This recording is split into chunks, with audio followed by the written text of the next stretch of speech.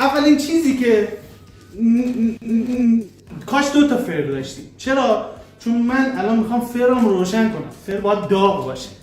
در صورتی که این خانم عقلش به این چیزا نمیرسه. فقط من عقل دارم. اون موقع این نگاه تو خونه مامان باباش داشت درس می‌خوند. پیتزا رو تو موهاش میذاشت. چون موهاش فره فکر کرده مثلا اگه موهاش فر ویدیو فونش خمیر آب جوش میذاریم.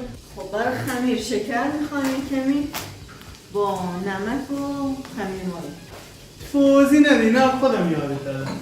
خمیر مایه میخوایم و خمیر مایه میخوایم و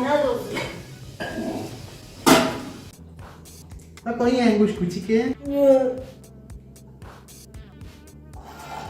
این همیشه غذا رو همینجوری درست میکنم یا با خورده ما برای منت هم میذارم. چیزه غذا بی خوبی به خدا تمیز دستم میگیره. کجا زدم؟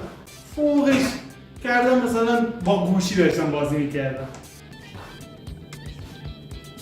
من همین حرکت دوباره بکن بگیرم دوباره بگو واسم اگینم بخورش دارم بخور اجازه میدم ازم اجازه میدم بیش به باز میشه اجازه نه جاتون خالی خیلی خوشم.